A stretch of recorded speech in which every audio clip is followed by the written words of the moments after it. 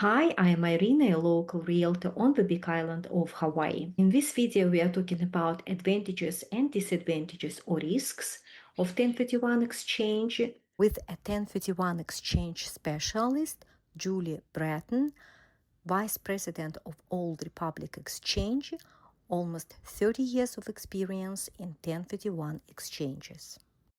The main advantages is to defer paying capital gains tax on the sale and the purchase of investment properties. So 1031 exchange is just for investment properties. Diversify and leverage your portfolio so you can sell multiple properties and buy one, or you can sell one and buy multiple. Some people want to diversify, and you can do an exchange anywhere in the United States.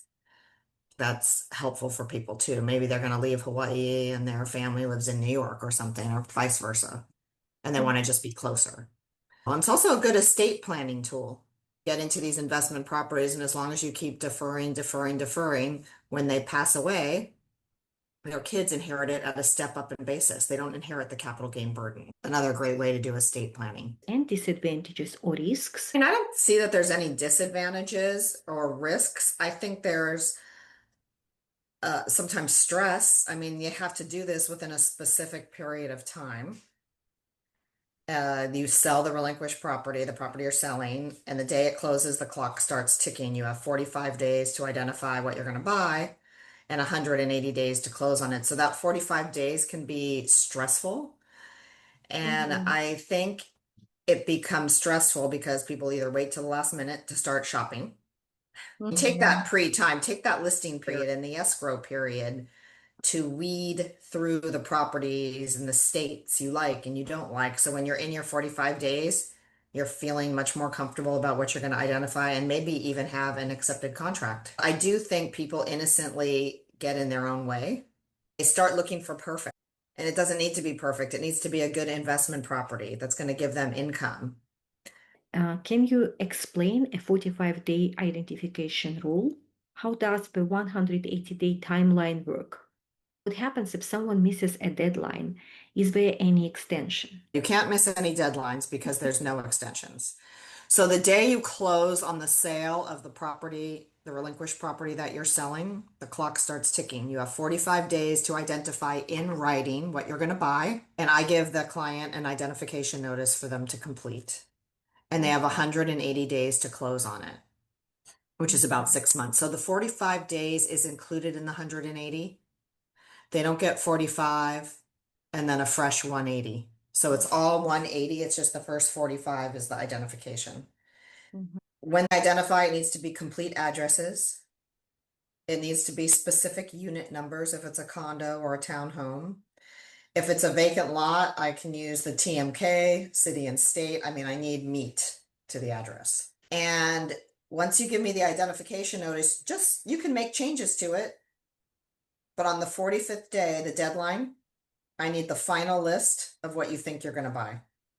You can't make any changes after the 45 days. So if something is going to fall out or go wrong, you want that to happen within the 45 days so you can replace it with something else. And there's a couple of ways to identify. There's the 3 property rule and the 200% rule. The 3 property rule is for up to 3 properties. You might only want to buy one, but a lot of people put backups down just in case. But the 3 property rule only allows you to list up to 3 properties. If you want to identify more than 3, so it's 4 or more, you have to use what we call the 200% rule. And that's, again, you're going to list the addresses, the fair market value of the entire list combined of properties that you identify cannot exceed 200% or double is another way to look at it, of what you sold the relinquished property for. So let's say you sell something for 500,000 and you want to identify 4 properties or more. That whole list combined could not exceed 1 penny over $1 million. It's like you can't go into one area and identify everything that's available and then pick one later. Now, I don't ask you to give me the fair market value of every address that you list. I just ask you to give me one number that represents the entire list. And also one more thing, leasehold property. We have a lot of leasehold property in this state. Leasehold has to have 30 years or more. Okay. remaining on the lease to qualify for an exchange. Had somebody last year identify under the 3 property rule, he just listed 1 address. Deadline had passed. I get a copy of the contract and the title report, and it had less than 30 years, and he had no idea, and he had a failed exchange. I think most people want fee simple, but the leasehold price point is lower, so sometimes people from the mainland get excited about it. The mistakes that people make, the exchangers themselves are negotiating a loan with a lender. The mortgage cannot be higher than what they need. So usually the realtor isn't in the room with the lender. I'm not in the room with the lender. It's just the lender and the exchanger. Okay. And the lender is in the business of loaning money. So if they could loan more, they would probably suggest it, but not in an exchange. So the money that I'm holding is the down payment, and they get a mortgage for the difference, period. If the mortgage is too high, there's going to be money left in the exchange account, and that's taxable. So lenders, for the most part, are pretty good about confirming the amount that we have. But every once in a while, it's too high. Whenever a person wants to do the 1031 exchange, contact you from the very beginning. I like that. I mean, sometimes people decide to do it at the last minute, which is fine.